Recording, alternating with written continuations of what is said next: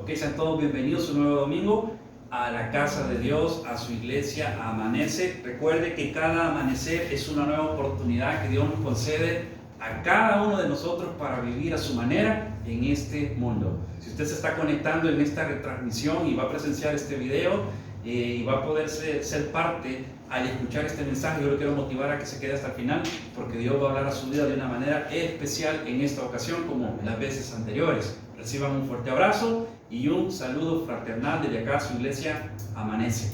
Y todos los que estamos presentes, seamos bienvenidos y vamos a continuar con la serie que habíamos estado desarrollando, ¿verdad? Que se titula Hijo de Dios. Estuvimos hablando el domingo pasado de 3 beneficios que nosotros obtenemos desde el momento que recibimos a Jesús en nuestros corazones. Tenemos la experiencia del nuevo nacimiento y comenzamos en ese nuevo caminar, en un nuevo andar con Dios, como sus hijos. Habíamos mencionado que el primer beneficio que la Biblia nos enseña que nosotros obtenemos al convertirnos en hijos de Dios es que nos da seguridad, ¿verdad? Seguridad en nuestro corazón, seguridad en nuestra alma, de quiénes somos en Dios, de cómo caminamos en esta vida tomados de la mano de Dios. Segundo, habíamos dicho que obtenemos el beneficio de la identidad. La identidad es algo bien profundo y poderoso. ¿Por qué? Porque nos da un sentido de pertenencia a la familia de Dios. La Biblia dice en Romanos que el Espíritu Santo da testimonio a nuestro espíritu de que somos hijos de Dios. Desde el momento que el Espíritu Santo da ese testimonio en nuestro corazón, nos está confirmando directa y personalmente a cada uno de nosotros que somos parte de la familia de Dios. Por eso tenemos también el beneficio de la identidad. Lo tercero que dijimos es que cuando nos convertimos en hijos de Dios, también Dios nos otorga autoridad, ¿verdad? Y la autoridad es algo poderoso, porque en el mundo espiritual, así como existen en el mundo físico autoridades físicas que pueden ejercer oficialmente esa autoridad que se les ha sido otorgada y delegada, en el mundo espiritual nosotros como hijos de Dios también podemos operar, podemos caminar con autoridad espiritual. Hoy vamos a continuar, como recuerden que la serie es Hijo de Dios, ¿verdad? Y el tema que estamos desarrollando ahorita, desde el domingo pasado, es 7 beneficios. Vimos 3 el domingo pasado, que los acaba de mencionar. Hoy vamos a continuar con el número 4 de esos 7 beneficios. El cuarto beneficio que nosotros obtenemos al convertirnos en hijos de Dios es que Dios nos otorga poder. Nos otorga poder. Todo hijo de Dios, desde el momento que recibe a Jesús en su corazón, viene el Espíritu Santo a morar en él. El Espíritu Santo no solo lo hace nacer de nuevo, no solo le da identidad y autoridad, sino que también le otorga poder. Yo les explicaba en una ocasión que no es lo mismo autoridad que poder. Están relacionados, sí, pero el poder tiene que ver con la capacidad sobrenatural que Dios nos da para nosotros poder ejercer, actuar, vivir, caminar la vida espiritual que Él espera que nosotros vivamos. Eso tiene que ver mucho con la gracia de Dios. Muchas veces se enseña que la gracia, o mejor dicho, la mayor parte del tiempo se habla acerca de la gracia de Dios desde la perspectiva de que Dios es amor, que Él nos ama incondicionalmente y sin importar las veces que nosotros fallemos, pecamos, Él está dispuesto a perdonarnos y restaurarnos. ¿Eso es gracia? Sí, verdad, es verdad, o sea, eso es gracia. Pero esa solo es una faceta de lo que significa la gracia en sí. Porque la gracia tiene muchas facetas, ¿verdad? Tiene diferentes dimensiones. Otra dimensión de la gracia es que debemos entender es que Dios permite por su gracia que el Espíritu Santo venga a vivir en nosotros, venga a morar en nosotros. Y desde el momento que el Espíritu Santo viene a morar dentro de nosotros, eso también significa que Dios nos empodera. A través del Espíritu Santo recibimos poder. ¿Para qué? Para caminar una vida conforme a la voluntad de Dios. Vamos a ir a Romanos 8, lo que comenzamos leyendo también hace 2 semanas, para darle fundamento y continuidad a este mensaje. Romanos capítulo número 8, versículo 14, dice así la palabra del Señor.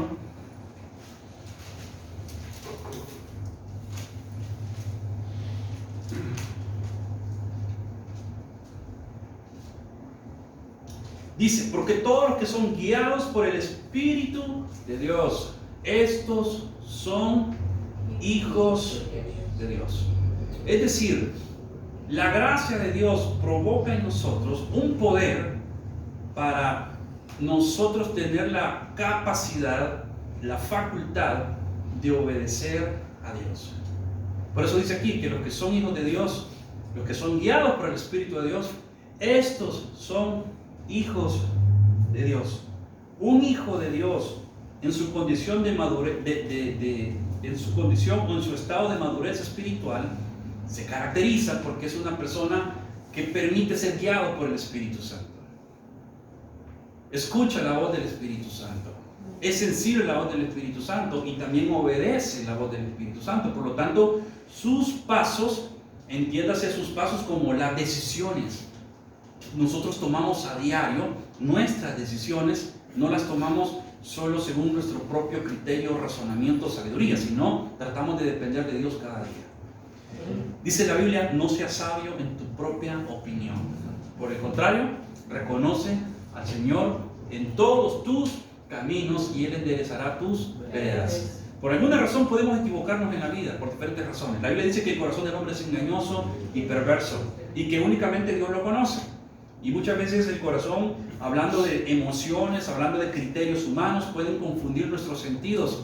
Pero no perdamos de vista que cuando contamos con la dirección del Espíritu Santo, nos da esa sabiduría, nos da ese entendimiento, eso es poder, ¿verdad? Para caminar, para guiarnos a tomar decisiones sabias, y de esa manera nuestros pasos se afirman. Nuestro caminar con Dios se hace sólido, se hace fuerte. Nuestro caminar con Dios se hace estable.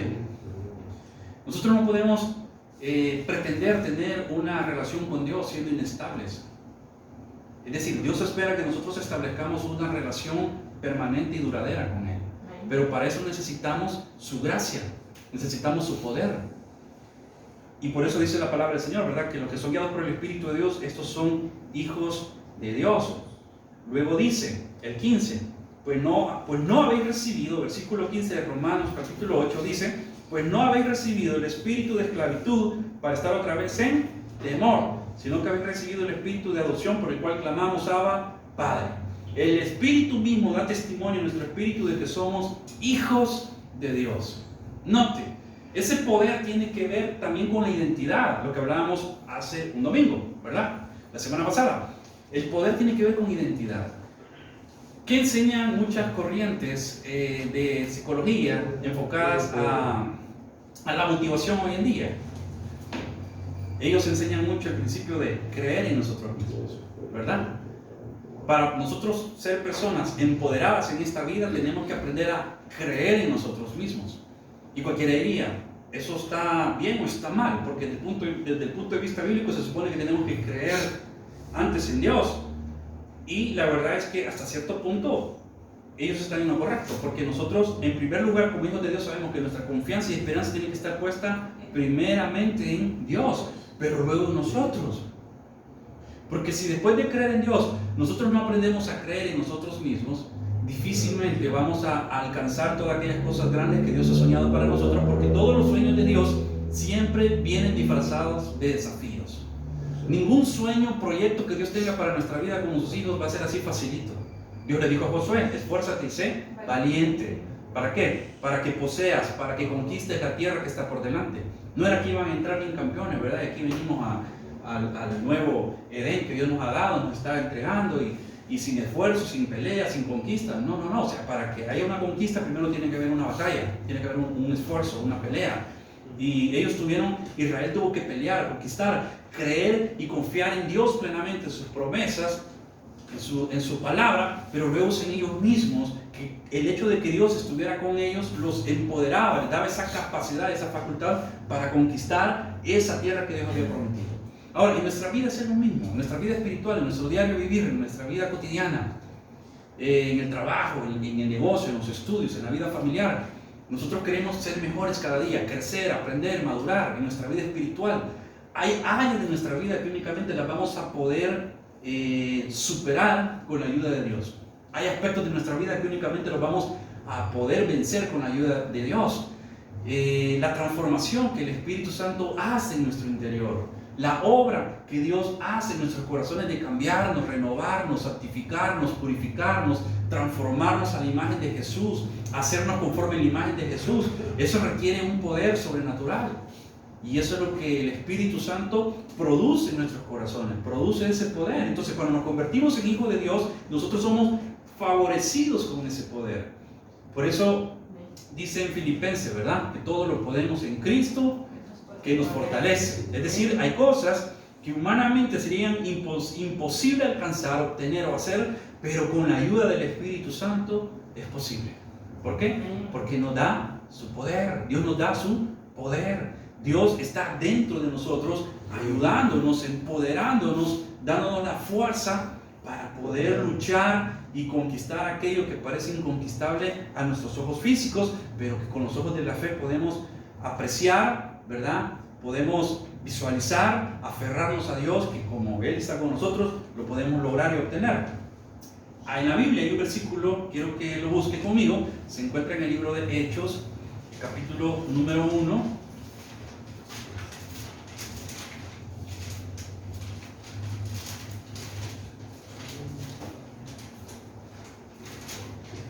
Dice así la palabra del Señor, el versículo 8.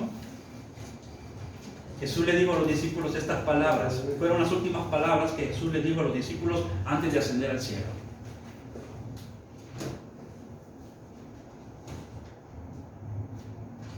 Les dice en el capítulo 1 del libro de Hechos, versículo 8, Jesús les dice, pero recibiréis poder. Aquí está la promesa, miren. ¿Recibiréis qué? Poder. ¿Cuándo? Cuando haya venido sobre vosotros, ¿quién? El Espíritu Santo. Es decir, mis hermanos, la gracia de Dios también implica eso. Cuando nos convertimos en hijos de Dios, no solo Dios nos perdona, sino que también Dios nos da el poder a través del Espíritu Santo, porque aquí dice que vamos a recibir poder cuando haya venido sobre vosotros el Espíritu Santo.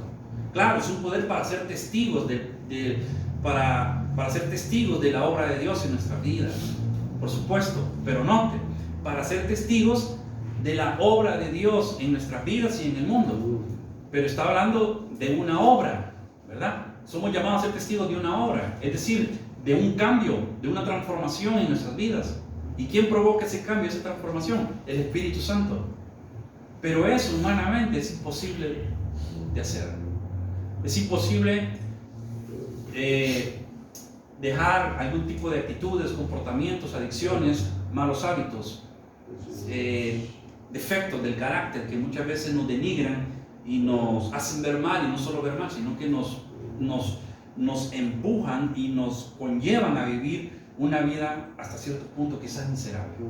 Pero cuando el Espíritu Santo viene a nuestras vidas, Él nos da la gracia, nos da la fuerza, nos da la facultad, nos da la capacidad, nos da el poder para romper con patrones de pensamientos, con patrones de adicciones, con patrones de conducta que quizás por tiempo nos han tenido atados, y Él nos da la fuerza para ser diferentes. Ese es el poder del cambio que obtenemos en Dios. Es decir, un poder para cambiar nosotros de manera personal y de esa manera desarrollar y crecernos, pero también un poder para conquistar las promesas de bendición que tiene para cada uno de nosotros.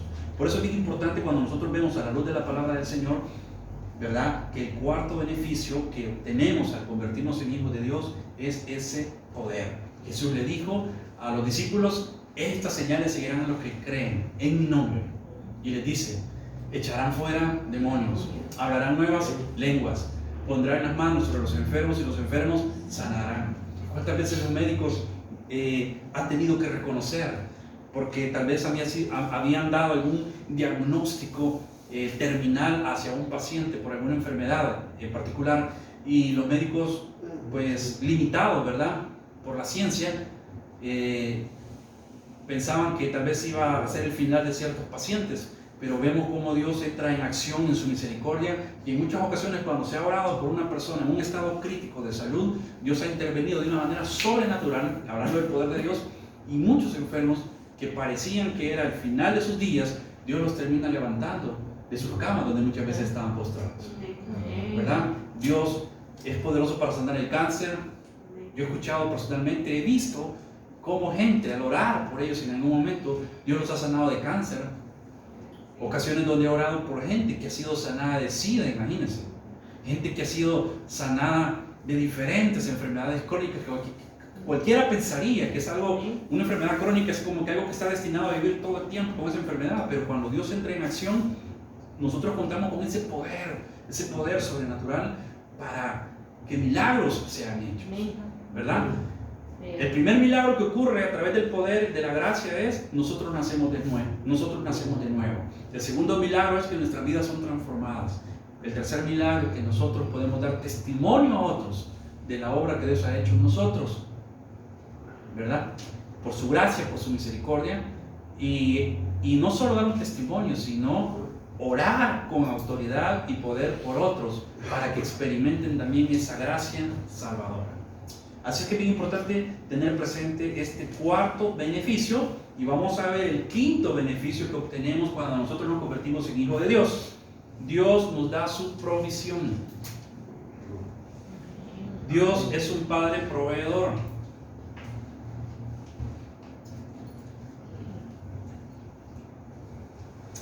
¿Cuántos decimos amén a eso? Amén. Dios es un Padre proveedor. Hay muchos versículos que nos comprueban, nos demuestran la fidelidad de Dios como un Padre proveedor. Busque conmigo en el Evangelio de San Lucas, el capítulo número 11, el versículo 11. Aquí la palabra del Señor nos demuestra. El Señor Jesucristo nos enseña a través de este pasaje cuál es el corazón de Dios hacia sus hijos como un Padre proveedor. Y dice así la palabra del Señor. San Lucas capítulo 11, versículo 11. Aquí lo tenemos.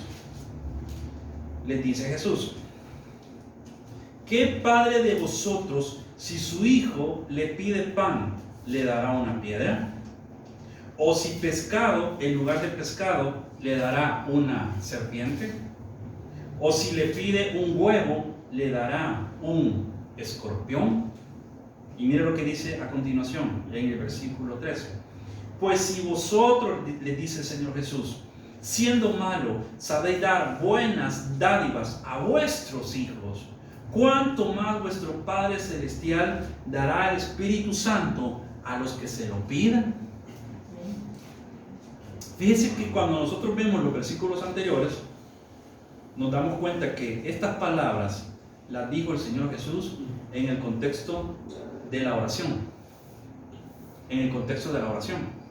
Porque precisamente versículos anteriores es donde Jesús les está enseñando a los discípulos, ¿verdad? Este principio de orar. Y comienza a mencionarles algunas ilustraciones, y en ese contexto de estas ilustraciones y hablando del tema de la oración, Jesús les revela a través de estas palabras el corazón de Dios como un Padre proveedor. ¿Se recuerda que en la oración del Padre Nuestro, una de las cosas que el Señor Jesús les enseñó a los discípulos, que teníamos que pedirle a Dios por el pan de cada día? Le dice: Padre Nuestro que estás en los cielos, santificado sea tu nombre, ¿verdad? Venga tu reino, hágase tu voluntad, como en el cielo así también en la tierra. Perdona nuestras ofensas, como nosotros perdonamos a nuestros deudores. El pan de cada día, dánoslo hoy. Solo alguien que sabe que tiene el privilegio de ser hijo se puede acercar con la confianza ante un padre y pedirle con confianza, pedirle con seguridad, pedirle con tranquilidad. La misma actitud Dios espera que nosotros tengamos como sus hijos. Mire, dice la Biblia que a veces nosotros no recibimos porque no pedimos. Y dice también ese mismo versículo que está en Santiago, que a veces pedimos, pero pedimos mal. Vaya, pero imagínense, hay como dos grupos de personas. Aquellos que no reciben porque piden mal. ¿Qué tenemos que hacer entonces? Aprender a pedir bien. ¿Y cómo podemos aprender a pedir bien? Buscando la dirección de Dios, la dirección del Espíritu Santo, ¿verdad? No es el tema ahorita ese, pero está el otro grupo, los que no reciben porque no piden. ¿De cuántas bendiciones a veces como hijos nos hemos privado por el simple hecho de que no oramos? O sea, si tan solo en oración nosotros le pidiéramos a Dios ciertas cosas y si fuésemos más específicos. Mire, Dios es tan lindo que en su misericordia, dice la Biblia, que Él hace salir el sol sobre buenos y malos. Dios hace llover sobre buenos y malos. Y con cada amanecer, como dice el lema de nuestra iglesia, ¿verdad? Cada amanecer es una nueva oportunidad que Dios nos concede a quienes, a todos en el mundo. Una nueva oportunidad que nos concede a todos de vivir a su manera. Imagínense. Hay mucha gente que hoy en día vive ignorando la voz de Dios, menospreciando a Dios, desvalorizando a Dios en sus corazones, en sus vidas, viendo de menos a Dios, no dándole el lugar que Dios corresponde o debería tener en nuestras vidas. Hay mucha gente que vive así. Sin embargo, Dios en su misericordia, ¿verdad?, hace salir el sol sobre todos. Gente que hasta quizás maldice en el nombre de Dios. Gente que blasfema muchas veces en contra del nombre de Dios. Pero Dios en su misericordia le sigue dando vida. Mire, como humanos somos tan vulnerables. Somos tan vulnerables. Yo creo que una de las cosas que nos ha venido a enseñar este virus, el COVID-19, ha sido eso. Recordarnos a todos los seres humanos lo vulnerables que somos. Que ni el dinero, ni las riquezas, ni las influencias, ni el poder en esta tierra, ni las mejores armas han podido contra un virus. Imagínense un ser tan pequeñito, microscópico, al punto de sencillamente hacer colapsar los órganos, algunos órganos del sistema respiratorio, llevando a las personas a la muerte. Nuestro corazón trabaja 24 horas al día, los 365 días del año. Nosotros dormimos, nuestro corazón sigue palpitando. Pero ¿qué pasaría si el corazón se detiene? Simplemente dejamos de vivir sobre esta tierra. Así de sensibles y así de vulnerables somos. Y muchas veces no se concibe cómo hay gente que puede vivir desvalorizando, viendo a Dios de menos, menospreciando a Dios en su vida, cuando todo lo que tenemos ha sido por Él, por su gracia y por su misericordia. Pero algo que debemos entender entonces es que cuando nacemos de nuevo, nos convertimos en hijos de Dios, el quinto beneficio que obtenemos es que Dios es nuestro proveedor. Y lo vimos aquí, que padre, si su hijo le pide un pan, le va a dar una piedra. Yo creo que un padre de familia, sin importar las condiciones o limitaciones que pueda tener conforme a sus posibilidades, siempre se va a esforzar y, si es necesario, se va a sacrificar para que su hijo tenga lo mejor, para que su hijo tenga alimento, para que su hijo tenga comida, para que su hijo no pase hambre.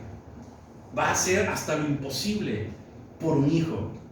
Y yo le decía la vez pasada, imagínense, eso es nosotros siendo imperfectos, dice la palabra del Señor, y teniendo limitaciones.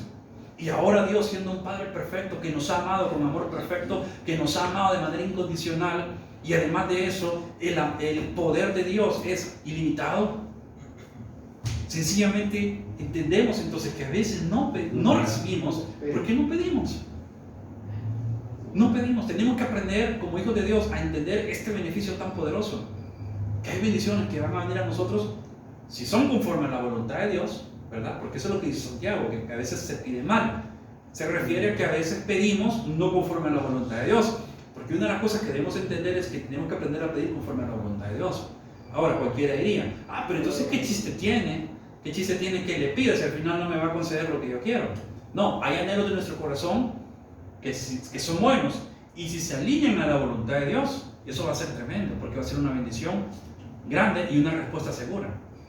Pero de repente nosotros nos queremos obtener cosas o bendiciones, digámoslo de esa manera, y pensamos que no, que esto es lo que yo quiero para mi vida. Podemos creer eso, que es lo que necesitamos.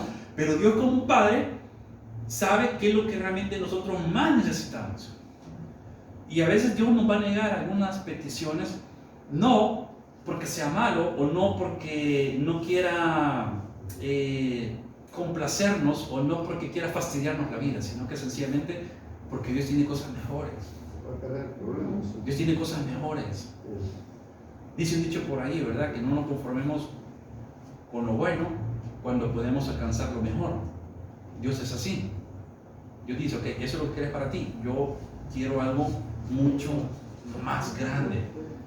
Y a veces si Dios cierra una puerta por alguna razón es porque Él tiene preparado algo mejor. Pero lo que sí debemos entender es que como nuestro Padre proveedor, mi hermano, por eso decía el salmista, joven he sido y he envejecido y no he visto justo desamparado, o sea, está hablando de los hijos de Dios, y ni su simiente, o sea, su descendencia, que mendigue pan. Por muy grande que sea una crisis que podamos vivir o atravesar, mire, honestamente, Dios jamás va a desamparar a sus hijos. Dios no desamparó a Israel en el desierto. El pueblo escogido, la niña de sus ojos. En Egipto tenían aparentemente su comida asegurada, pero dependían del sistema de Egipto. Pero Dios lo sacó del sistema de Egipto y lo llevó por un desierto a donde no cultivaban la tierra, porque no había donde cultivar, porque era un desierto, a donde muchas veces no había agua cercana, y ahí entonces Dios, como un Padre amoroso, intervino de manera sobrenatural para proveer, haciendo descender maná del cielo, haciendo que viniesen codornices para satisfacer el anhelo de su corazón de comer carne, haciendo brotar agua de la roca para saciar su sed. Note, Dios nunca ha sido malo, Él siempre ha sido bueno. Lo que pasa es que muchas veces nos saca del sistema al que estamos conformados en este mundo y nos lleva a veces por desiertos, porque lo que quiere es procesarnos para hacernos madurar, para que aprendamos a depender de Él, para que aprendamos a ver que realmente Él es la fuente de nuestra provisión. En las peores crisis Dios siempre va a aparecer, y va a aparecer para bendecirnos, para levantarnos, para restaurarnos, para impulsarnos a ir más adelante. Dios nos provee el sustento, y no solo el sustento, nos provee todo aquello que necesitamos, ¿verdad? Le dijo en una ocasión Jesús a los discípulos: si Dios cuida con tanto amor de los lirios del campo y de los pájaros y de las aves, ¿cuánto no más va a cuidar de nosotros? Ese es el corazón de Dios. Por eso debemos entender que cuando nos convertimos en hijos de Dios, sin importar la circunstancia que estemos viviendo, atravesando, Dios es nuestro Padre proveedor, y nuestra confianza tiene que estar puesta plenamente en eso. Aquí habla de que si le pide un hijo pan, no le va a dar una piedra, ¿verdad? Si le pide pescado, no le va a dar un escorpión o una serpiente, ¿verdad? Pero vemos en otro versículo paralelo a esto, en otro pasaje paralelo a esto que se encuentra en Mateo, que Jesús termina diciendo que, bueno, si su hijo le pide pescado, no le va a dar una serpiente; si le pide pan, no le va a dar una piedra. Ese relato está en Mateo, solo se lo voy a leer por el tiempo. Y Jesús termina diciendo: pues si ustedes, siendo malos, saben dar buenas cosas a sus hijos, ¿cuánto más su Padre que está en los cielos dará buenas cosas? O sea, Lucas habla del Espíritu Santo, pero Mateo está hablando de cosas buenas. Y a veces ha habido como una disyuntiva, ¿va? ¿Cuál es la versión original entonces? ¿Jesús estaba hablando del Espíritu Santo o estaba hablando de las cosas buenas?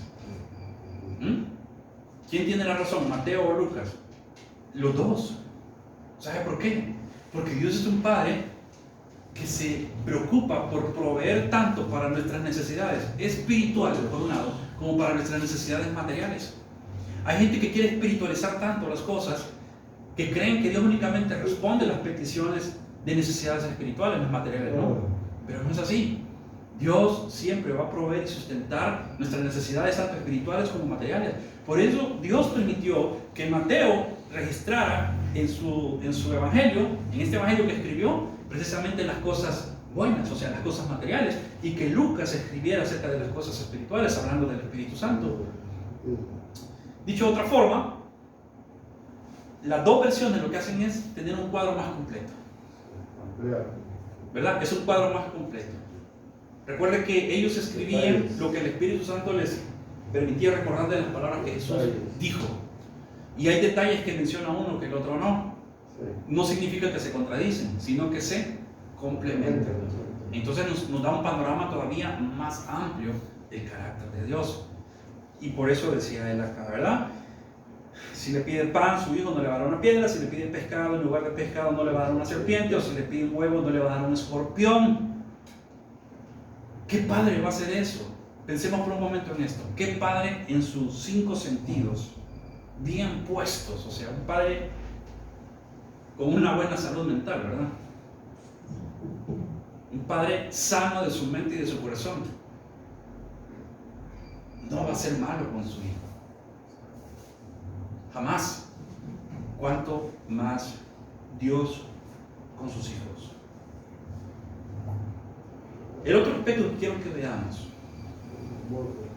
Dios, cuando nos convertimos en su hijo, nos otorga el beneficio de que obtenemos provisión.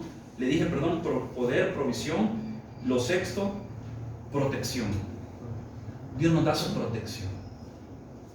Cuando nos convertimos en hijos de Dios, Dios como nuestro Padre nos cuida y nos protege. Mire, el ejemplo de protección para mí que me conmueve tanto es el que yo veo cómo Dios trató con el pueblo de Israel en el desierto. Porque la protección no solo tiene que ver con cuidar a alguien de que le pase algo malo, sino que la protección tiene que ver con hacer sentir seguro a otra persona. La seguridad del beneficio que hablábamos al principio está relacionado también con esto. Porque la seguridad es ese sentimiento que se produce en el corazón de saber que alguien se encuentra protegido. Cuando Dios es nuestro Padre, nosotros podemos vivir seguros de que Él nos protege. Él es nuestro amparo, ¿verdad? Él es nuestro amparo. ¿Y qué significa amparo? Que yo tengo alguien a quien acudir. En mi mayor momento de aflicción o angustia, yo tengo alguien a quien acudir. Alguien que me escucha, alguien que me entiende, alguien que me consuela. O sea, protección es eso, que me consuela, que me hace sentir acogido. Dice el Salmo 91, que el que habita, el versículo 1, ¿verdad? Del Salmo 91 dice que el que habita al abrigo del Altísimo, dice que morará bajo la sombra del Omnipotente. ¿De qué está hablando ahí la Biblia? Está hablando de una cobertura. Sombra es cobertura. Entonces, el que habita al abrigo del Altísimo morará bajo la sombra del Omnipotente. Es una cobertura espiritual que Dios nos da, una cobertura de protección. A veces los hijos no pueden dimensionar ciertos peligros en su vida cuando están pequeños, pero hay padres que sí pueden prevenir ciertos riesgos y tratan de cuidarlos y tratan de que están bien. Por ejemplo, un padre cuida a su hijo no solo de que le pase algo malo, sino que lo cuida del frío, ¿verdad? Si hace frío, ¿qué hace? Lo abriga.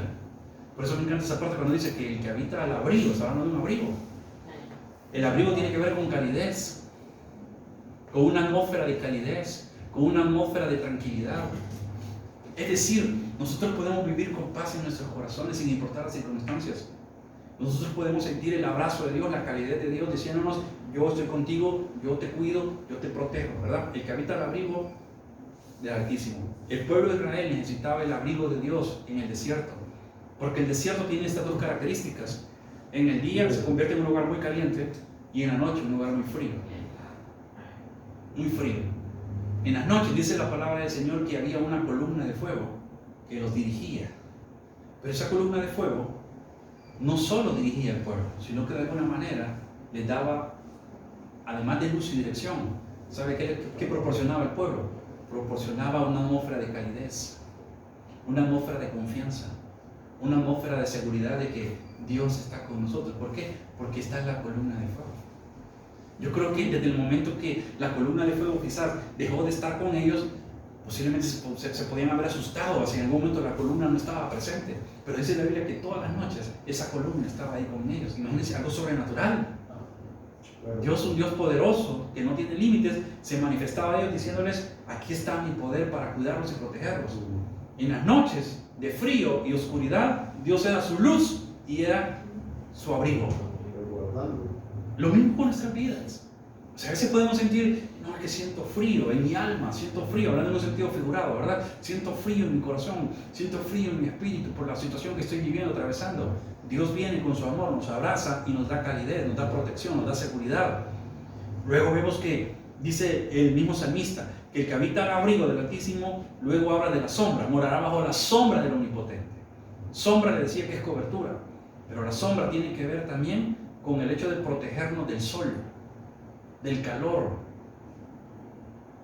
El calor puede llevar a deshidratar a una persona al punto de morir. Es decir, el calor puede provocar la muerte en alguien, por supuesto que sí, así como el frío. Los dos estados extremos. El frío extremo puede provocar la muerte en una persona, como de igual forma el calor. En esos extremos, Dios ha prometido ser nuestro protector. Tu abrigo y tu sombra. En el día dice la Biblia que había una nube que dirigía al pueblo de Israel en el desierto.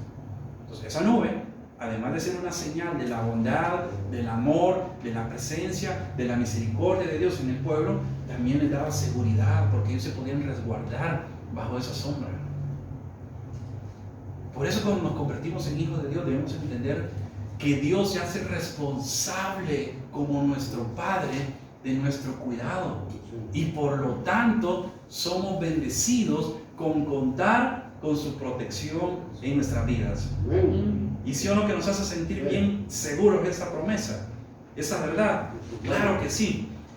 Y en último lugar, el séptimo beneficio que nosotros obtenemos cuando nos convertimos en hijos de Dios es que Dios nos permite tener comunión con Él. Gozamos de una comunión con Él.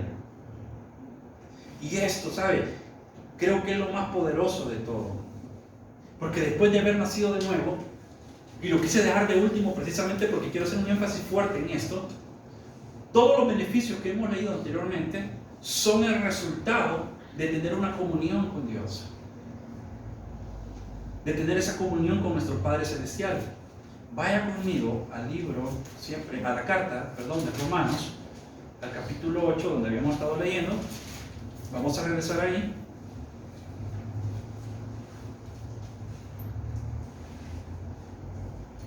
El versículo 15 dice: pues no habéis recibido el espíritu de esclavitud para estar otra vez en temor, sino que habéis recibido el espíritu de adopción. Quiero que piensen en eso. Hay un espíritu de adopción.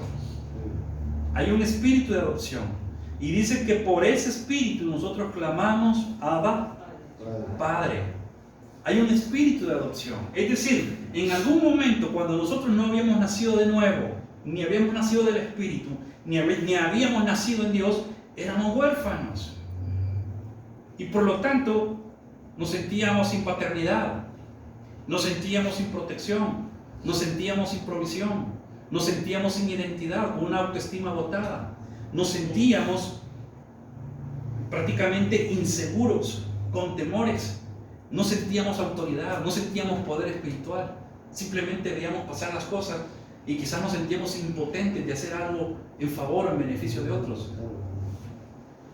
Pero imagínense, se recuerda cuando en una ocasión llega el apóstol Pedro y llega en el libro de Hechos, en la entrada del templo había un cojo y le pide una moneda, le pide una limosna, y el apóstol Pedro le dice: no tenemos oro y tampoco tenemos plata, pero lo que tenemos te damos. ¿Qué tenían? Identidad. ¿Qué tenían? Poder. ¿Qué tenían? Autoridad. Lo que tenemos te damos. Y declararon una palabra de fe sobre ese hombre. Y en ese instante ese hombre recibe un milagro de sanidad. Entonces, cuando nosotros tenemos comunión con Dios, debemos entender que caminamos en un poder sobrenatural, ¿verdad? Caminamos en un poder otorgado por su gracia, por su Espíritu Santo. Pero ese espíritu mismo que nos da el poder, autoridad, seguridad, identidad, ese espíritu que nos da todos los beneficios que anteriormente yo le mencioné, ese mismo espíritu que nos da provisión y nos da protección, es el mismo espíritu que nos permite tener comunión con Dios. Por eso menciona aquí, ¿verdad? No es un espíritu de esclavitud, es decir, no es un espíritu que nos hace sentir ajenos a Dios, que nos hace sentir extraños a Dios, sino que por el contrario, nos hace ver a Dios como nuestro Padre. Y por lo tanto ese espíritu nos mueve, nos guía, nos impulsa a acercarnos a Dios y buscarlo como nuestro Padre y tener comunión con Él como nuestro Padre. Y dice entonces el versículo 15: pues no habéis recibido el espíritu de esclavitud para estar otra vez en temor, sino que habéis recibido el espíritu de adopción. Y dice que por ese espíritu clamamos Abba, Padre. Mire, quiero ir terminando con esto.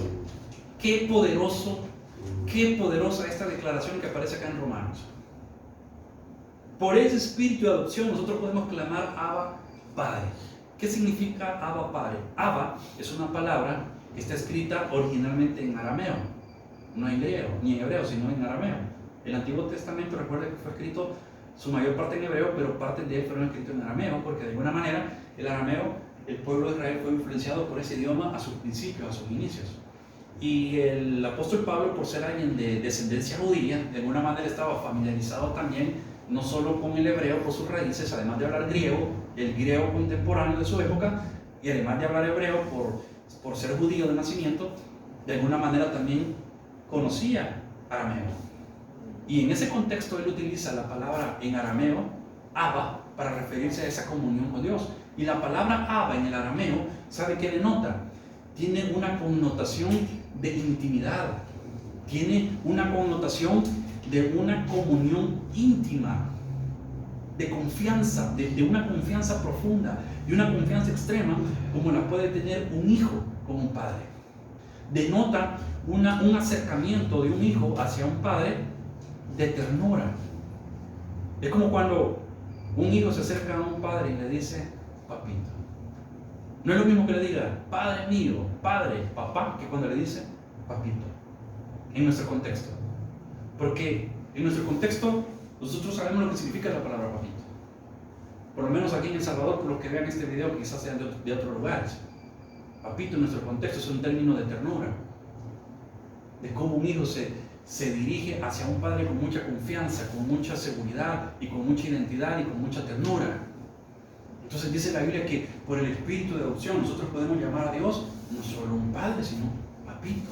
Es decir, podemos acercarnos con esa confianza, con esa seguridad y tener comunión con Él. Y termino con este otro ejemplo. Cuando los discípulos se le acercaron en una ocasión a Jesús porque veían que Jesús tenía una comunión constante con el Padre. Fíjense que, un paréntesis acá, cuando hablemos del tema de la oración, más adelante vamos a profundizar un poquito más en ese tema, pero quiero mencionar esto. Mucha gente a veces piensa y dice, ¿por qué es tan difícil orar? ¿O por qué la oración a veces es tediosa? Porque muchas veces no nos hemos dado cuenta que la oración no es otra cosa más que un momento para tener comunión con Dios, nuestro Padre. La oración no es otra cosa más que un canal, una herramienta que Dios nos dejó, que Jesús nos dejó para acercarnos a nuestro Padre Celestial. Y los discípulos veían a Jesús orar horas y horas en la presencia del Padre. Y cualquiera pudo haber pensado, qué cansado es, ¿verdad? En el Getsemaní, Jesús estaba en agonía orando y ellos no pudieron velar una hora orando con Él. Y Jesús pasaba horas y horas en comunión con el Padre. Y cualquiera diría, pero si es una disciplina espiritual la oración, por supuesto que la es. Pero más que una disciplina espiritual tenemos que entender que es el medio a través del cual nosotros podemos tener comunión, acceso a nuestro Padre Celestial. Por eso para Jesús orar no era un trabajo, no era una carga, no era algo fastidioso, era algo que provocaba deleite, placer, porque lo que más le anhelaba era estar en comunión con su Padre. A veces él tenía que dejar a la gente, ¿verdad?, ser un poco quizás descortés con la gente y decirles, perdónenme, pero me tengo que retirar. Y se aislaba, dice la Biblia, en lugares solos. ¿A qué? A orar, para tener comunión con su Padre. Entonces, los discípulos veían una vida de oración, de comunión en Jesús, con Dios, nuestro Padre, con Dios, su Padre. Pero además de eso, veían el poder que respaldaba a Jesús en su ministerio. Y entonces le dicen a los discípulos, Señor, enséñanos a orar, así como Juan enseña a sus discípulos. Y Jesús les enseña entonces en esa ocasión el modelo de la oración del Padre Nuestro. Otro día vamos a profundizar un poquito más sobre los elementos que conforman esa oración y los principios que Jesús enseñó acerca de esa oración. Porque realmente el Padre Nuestro no es una fórmula como algunas iglesias tradicionalmente lo han creído, ¿verdad?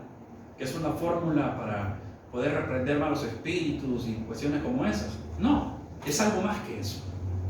Por supuesto que es una oración poderosa, porque es un modelo de oración que Jesús nos dejó.